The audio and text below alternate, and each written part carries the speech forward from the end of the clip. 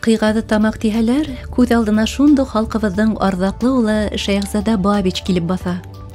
Дүртөйлө районы Әсән ауылында тыуып үҫһә лә, мәшһүр башҡорт шағирының тамырҙары ошо төбәктән. Бөйөк шәхестең ата-бабалары, аҫаба башҡорттар булараҡ, Ҡыйғады тамаҡ йылғаһы буйынан ер алып, ошо күркәм ауылға нигеҙ һалған. Йәмле ерҙә әле лә күренекле шағирҙың ырыуҙаштары нәҫел-нәсәбе донъя көтә. Күпселеге яңғырауыҡлы Бабичевтар шәрифендә. Барыһы диярлек оло шәхестең хәтеренә тоғролоҡ һаҡлай. Сөнки улар өсөн шағирға ҡағылышлы һәр нәмә ҡәҙерле. Шуның өсөн музейҙа, бынан 6 йыл элек ауыл уртаһында буш торған бинанан үҙгәртеп төҙөкләндерелгән мәсет тә уның исемен йөрөтә. Халыҡ һаны 200-дән ашмаған кескәй ауылдың мәхәлләһе бөгөн өлгөлөләр иҫәбендә. Мөғәллимәләре Гүзәлиә Кәримованың дәресенә доға сүрәләр өйрәнер өсөн был ыҡсым мәсеткә көндә балалар килә. Быйылғы Рамаҙан айырыуса күңелле үтте. Дин йортон тәрауих намаҙҙары, мул һыйлы ифтарҙар балҡытып торҙо. Бабич нурына бағышлап ошбу ойошторолған мәчетебезнең инде Аллаға шөкөр 2-нче йыл шунда хеҙмәт итәм. Үзем мин Исламский университетны беттем. Һәм дә наш ауылға имам булып килергә Аллаһ Тәғәлә насип итте. Шу көннәрдә Аллаға шөкөр авыл халкы барса да поддерживать итә, бердәнбез. Шуңа күрә бөтен мәҗлесләр, җомга намазлары, һәм дә нинди генә Ҡорбан гаетләре, ураза гаетләре, таравихлар бергә мынашлы мәҗлес белән үтә. Һәм дә яшь балалар инде үзләре Аллаға шөкөр дингә тартылып, үзләре сорап килеп менә гүзәл абыстайыбыз Ришат хәзрәт шулай бергә шу дәресләр ойыштырып, кич белән әле хәтле ураза хәтле менә укулар булды безнең. Шушы балаларга укулар ойыштырып бирнек бит инде. Хәйр садака бирергә дә безнең мөмкинчелекләр үгеде. Хәзер җомга намазлары укылып килә. Мәчет булгач авыл икенче төрле инде. Хәрәмнән авылдашларыбыз котыла башлады. Менә шунысы бик ни инде шатлыклы безгә инде. Бердәм дуҫ тату халыҡ йәшәгән ердә ҡунаҡ ғәҙәти күренеш тигәндәре раҫтыр. Ҡыйғады тамаҡтар янына бөгөн Өфөләр килеп, Бабич музейында фәһемле осрашыу үткәрҙе. Профессор фәйләсоф Гүзәл Уэлданова, Өфө нефтехник университеты аспиранты Ләйсән Солтанова, халҡыбыҙҙың күренекле дин әһеле Суфи Ишан Зәйнулла Рәсүлевтең тормошона һәм дини эшмәкәрлегенә байҡау яһаны. Ҡоролтай рәхмәт белдерәсем килә һәм шундай матур итеп, шундай эштәлекле алып барасыз һәм менә халыҡҡа җиткерәсез.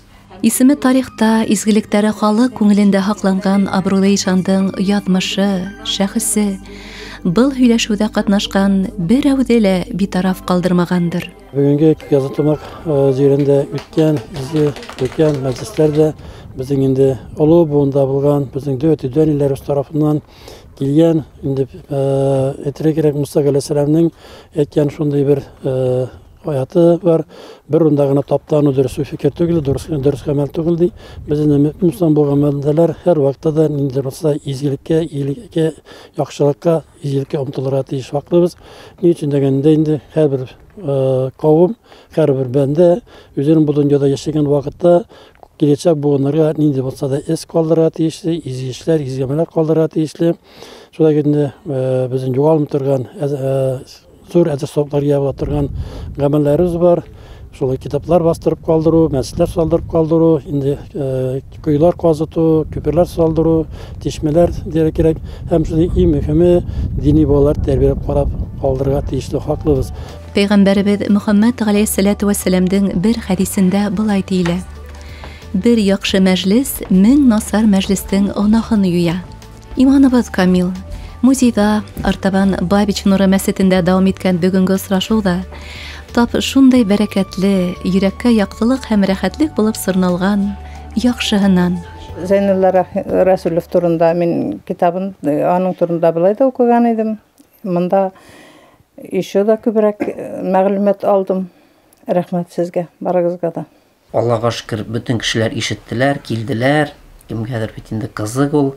Чөнки бу безнең тарихыбыз, безнең республикабызда булган, нашы элеккеге областыбызда булган бит инде зур шәхесебез. Шуңа күрә и безнең шушы Ҡыйғады тамаҡ ауылынан чыккан Шәйхзада Бабич та бит инде шу арымнан, тукымдан, шуңа күрә башкорт милләтеннән. Шуңа күрә кешебез менә нинди зур мәҗлесләр, бәлки мәҗлес уздырабыз дисәк тә, ул зур мәҗлес килеп чыга безнең. Шуңа күрә бик матур үтә, бөтен ниләрдән, бөтен башка авыллардан да киләләр, алар да безнең кунакка төшә, без аларга барабыз, алар безгә киләләр, менә шулай итеп, динебезне бөтеннәргә дә өйрәтеп, күрсәтеп, шулай таратып яшәргә тырышабыз инде Аллаһ көндә. Алла пәйгамбәребез кушкан хадисләре буенча яшәргә, Аллаһ Тәгалә кушкан буенча, Коръән буенча яшәргә, дөрес итеп, матур итеп яшәргә тырышабыз. Аллаһның ризалыгын өмет итеп. Милләтебезнең горурлыгы Зәйнулла Ишандың якты рухына багышланган сарага йыелучы мөслимәләр адак инде дин йортында намазга өйрәнде. Бергәләп акшам укылды, дугалар кылынды.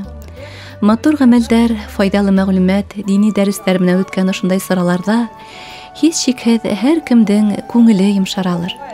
Дугалары ла кабул була, гөнаһтары кисерелә.